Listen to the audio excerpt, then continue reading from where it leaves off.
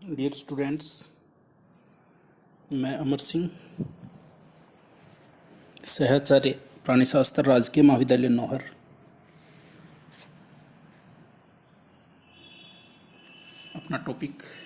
आज का अपना topic formation of egg membrane, इसके बारे में चर्चा करेंगे, या अंड झिल्लियों का निर्माण। एग के चारों तरफ जो आवरण पाए जाते हैं, जिसमें मुख्य रूप से एग के चारों तरफ प्लाज्मा मेम्ब्रेन और फॉलिकल सेल्स पाई जाती है। तो इसमें फॉलिकल सेल्स और जो प्लाज्मा मेम्ब्रेन है, इसके अतिरिक्त जितनी भी जो झिल्लियाँ हैं उन्हें एक्स्ट्रा एग मेम्ब्रेन्स कहते हैं अपने। तो इन झिल्लियों का निर्माण किस तरह से होता है? तो अधिकांश प्राणियों में, मुख्यतः स्पंज और सिलेंट्रेटा को छोड़कर सभी प्राणियों में oocyte का परिपक्वन तब तक पूर्ण नहीं होता जब तक एग मेम्ब्रेन का निर्माण नहीं हो। तो उत्पत्ति के आधार पर इन्हें 3 प्रकार में विभाजित कर सकते हैं अपने। तो एक primary egg membrane, secondary egg membrane, tertiary egg membrane. तो इस तरह से 3 अपने इनको टाइप्स में डिवाइड कर सकते हैं। तो सबसे पहले अपने प्राइमरी एग मेम्ब्रेन की बात करें तो प्राइमरी एग मेम्ब्रेन ओवा के द्वारा फॉलिकल सेल्स के द्वारा अथवा दोनों के द्वारा। तो जैसे ओवा है, ओवा के चारों तरफ प्लाज्मा मेम्ब्रेन है, वो प्लस फॉलिकल सेल्स, या तो इन दोनों के द्वारा, इनके द्वारा, या फिर इन दोनों के द्वारा अगर किसी भी झिल्ली का निर्माण होता है तो वो प्राइमरी एग मेम्ब्रेन कहते हैं। जैसे ये डायग्राम में देखें अपने आरेखीय डायग्राम के आधार पर, तो अंदर की तरफ ओवा है, ओवा के अंदर उसकी प्लाज्मा मेम्ब्रेन है और बाहर की तरफ फॉलिकल सेल्स है। तो या तो एग जो प्लाज्मा मेम्ब्रेन या फिर फॉलिकल सेल्स, इनके द्वारा या फिर दोनों के द्वारा जो झिल्लियाँ बनती हैं, उन झिल्लियों को अपने प्राइमरी एग मेम्ब्रेन कहते हैं। एग्जाम्पल के रूप में बात करें तो इनके जो प्राथमिक झिल्लियाँ हैं वो किस किस टाइप्स की हो सकती है? तो एक तो है इसमें विटिलाइन मेम्ब्रेन, जोना रेडिएटा और जेली इन्वेलप। तो सबसे पहले अपने विटिलाइन मेम्ब्रेन की बात करें तो विटिलाइन मेम्ब्रेन ये किसी प्रकार की झिल्ली नहीं है, बल्कि एकोशिकीय म्यूको प्रोटीन युक्त पारदर्शी पदार्थ है। इसका मतलब ये है कि इसमें सेल्स नहीं है, सेल्यूलर मटेरियल नहीं है इसके, बल्कि एकोशिकीय म्यूको प्रोटीन युक्त पारदर्शी आवरण है, जो प्लाज्मा झिल्ली की तुलना में अधिक मोटी और मजबूत होती है। अलग अलग प्राणियों में इन्हें विभिन्न नामों से जाना जाता है। फिशिस के अंदर ये कोरियोन के रूप में जानी जाती है। इसके अलावा रेप्टाइल्स तथा मैमल्स में इन्हें जोना पेलिशुडा के नाम से जाना जाता है।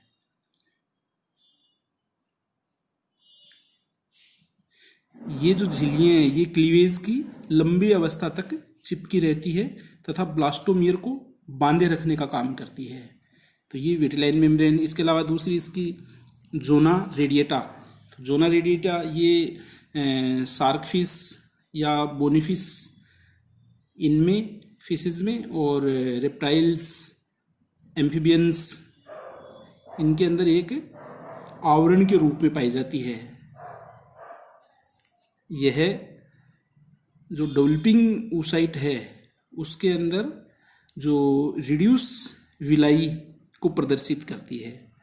तो जोना रेडिएटा। फिर इसके अलावा इसके अंदर तीसरी है जेलीफिश ये एक मोटा आवरण होता है, जो इकाइनोडर्मेट्स और समुद्री जो इनवर्टिब्रेट्स प्राणी हैं, इनके अंदर प्राथमिक झिल्ली मोटे जेली आवरण के रूप में पाई जाती है। ये प्राथमिक झिल्लियाँ प्रारंभ में oocyte की प्लाज्मा झिल्ली के संपर्क में रहती है, लेकिन फर्टिलाइजेशन के पश्चात इनके मध्य तरल से भरा जो स्पेस होता है, जिसे अपने पेरी विटिलाइन स्पेस कहते हैं। इसके अलावा जो ये झिल्लियाँ हैं ये सारी की सारी कौन सी अपनी प्राइमरी, जैसे विटलाइन, जोना रेडिएटा और जेलीफिश, ये प्राइमरी एग मेम्ब्रेन्स हैं। तो कुछ अंडों की जो प्राथमिक झिल्ली है या प्राइमरी मेम्ब्रेन है में एक माइक्रोपाइल छिद्र पाया जाता है।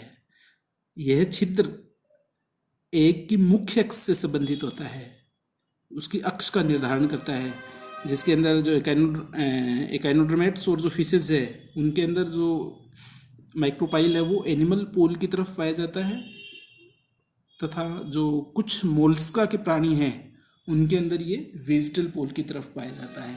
तो ये इसकी प्राइमरी एग मेम्ब्रेन। इसके अलावा दूसरी इसकी सेकेंडरी एग मेम्ब्रेन। इसका निर्माण जो प्राइमरी एग मेम्ब्रेन है उसके बाहर की तरफ फोलिकल सेल्स के द्वारा होता है। जैसे इसके अंदर देखो अंदर की तरफ अपनी क्या प्लाज्मा मेम्ब्रेन, प्लाज्मा मेम्ब्रेन के बाद फोलिकल, तो इसके अंदर जो प्राथमिक है वो तो क्या है, प्लाज्मा मेम्ब्रेन की तरफ आ गई है जो भी झिल्ली निर्मित हो रही है, और जो दूसरी है वो प्राथमिक झिल्ली या जो उसकी प्राइमरी एग मेम्ब्रेन और फोलिकल सेल्स है उनके मध्य जो निर्मित होती है वो कौन सी है, इसकी सेकेंडरी एग मेम्ब्रेन कहलाती है। तो इसका निर्माण अपने को पता ही है, प्राइमरी एग मेम्ब्रेन के बाहर फोलिकल सेल्स के द्वारा होता है। एग्जाम्पल के रूप में अपने बात करें तो इंसेक्ट्स, एसिडियन, साइक्लोस्टोम फिशेज में ये काइटिन युक्त कवच के रूप में पाई जाती है। एम्फीबिया, रेप्टाइल्स, एवीज व मैमल्स में किसी भी प्रकार की, यानी फिशेज के अंदर है वो सेकेंडरी एग मेम्ब्रेन पाई जाती है। इसके अलावा एम्फीबिया, रेप्टाइल्स, एवीज, मैमल्स में किसी भी प्रकार की सेकेंडरी एग मेम्ब्रेन नहीं पाई जाती है। यद्यपि मैमल्स के अंदर अपने मानते हैं इसके अंदर कि कोरोना रेडिएटा परत होती है, जो लेयर है, जो मेम्ब्रेन है वो सेकेंडरी एग मेम्ब्रेन के रूप में मानते हैं अपने, लेकिन ये वास्तविक जो सेकेंडरी मेम्ब्रेन है उसका रूप नहीं होता। तो जो मैमल्स में जब एग फिलिपियन ट्यूब्स में से गुजरता है तो जोना पेलिशुडा पर कुछ स्तंभाकार कोशिकाओं का आवरण पाया जाता है जिन्हें अपने कोरोना रेडिएटा कहते हैं, लेकिन ये वास्तविक सेकेंडरी एग मेम्ब्रेन नहीं होती है। इसके अलावा इसके अंदर तीसरी जो टर्सरी एग मेम्ब्रेन है या तृतीयक अंड झिल्लियाँ हैं, उनका निर्माण ओविडक्ट तथा अन्य सहायक रचनाओं के द्वारा होता है। जब एग ओविडक्ट से निकलता है, ओविडक्ट से गुजरता है, तो उस दौरान जो झिल्लियाँ बनती हैं उन्हें अपने टर्सरी एग मेम्ब्रेन कहते हैं। एग्जाम्पल के रूप में बात करें अपनी, तो जितने भी जो ओविपेर्स जंतु है तो ओविपेर्स जो फिशेज हैं जैसे सार्क और रे फिशेज है, उनके अंदर एग के ऊपर एल्ब्यूमिन तथा हॉर्न कैप्सूल पाया जाता है। ये इसकी टर्सरी जो एग मेम्ब्रेन है उसका एग्जाम्पल है। और जो ये जो हॉर्नी कैप्सूल है वो उनका सेक्रेशन सेल ग्लैंड्स के द्वारा होता है। इसके अलावा एम्फीबिया की बात करें तो एम्फीबियंस के अंदर जो अंडे हैं, अंडे जब ओविडक्ट से गुजरते हैं तो इसमें 3 प्रकार की एल्ब्यूमिन लेयर निर्मित होती है। और जो ओविडक्ट है, ओविडक्ट के द्वारा एल्ब्यूमिन का लेयर 3 बार सेक्रेट होता है, तो वो उसके एग के चारों तरफ निक्षेपित हो जाता है, उसके चारों तरफ घेर लेता है, जिसे अपने जेली कोट कहते हैं। और ये जेली कोट या जो जेली है जब पानी के कांटेक्ट में आती है तो ये फूल जाती है। यह जेली अंडे को सूखने से, अत्यधिक तापमान से और जो बाहरी आघात है, यांत्रिक आघात है, उनसे सुरक्षा देने का काम करती है। इसके अलावा इसका एग्जाम्पल रेप्टाइल्स और एवीज है। जितने भी जो रेप्टाइल्स जैसे मुर्गी का अंडा आपने देख रखा है, इनके अंदर जो 5 प्रकार की टर्सरी एग मेम्ब्रेन पाई जाती है। जैसे अपने एग की स्ट्रक्चर देखें तो एग के अंदर, बीज के अंदर उसका योक मटेरियल होता है और उसके चारों तरफ वाइट एल्ब्यूमिन है। तो ये वाइट एल्ब्यूमिन है, ये इसकी टर्सरी एग मेम्ब्रेन का रूपांतरण है। इसके अलावा 2 केलेजा इसके अंदर उपस्थित होते हैं और इनको चारों तरफ से घेरे हुए सेल मेम्ब्रेन होती है, और सेल मेम्ब्रेन के चारों तरफ कैल्शियम कार्बोनेट से बना हुआ सेल होता है। तो ये जो 5 है, ये पांचों के पांचों टर्सरी एग मेम्ब्रेन का रूपांतरण है जो इसके अंदर पाई जाती है। इसके अंदर अपने सिग्निफिकेंस ऑफ एग मेम्ब्रेन की बात करें भी, जो अंडझिल्लियाँ हैं उनका महत्व क्या है, तो ओविपेर्स और विविपेर्स जितने भी जंतु हैं उनके अंदर सब में अपना महत्व है इसका। तो ओविपेर्स जंतुओं में प्राइमरी रूप से ये उसकी सुरक्षा का काम करती है, जिसके अंदर जैसे अधिक पीएच है, कोई रेडिएशन है, कोई प्रदूषण है, ड्राई होने से बचाती है और बाहरी आंतरिक आघातों से रक्षा करती है। और सेकेंडरी रूप से अपने बात करें तो सेल्फ फर्टिलाइजेशन से रक्षा करती है। विविपेर्स जंतुओं के अंदर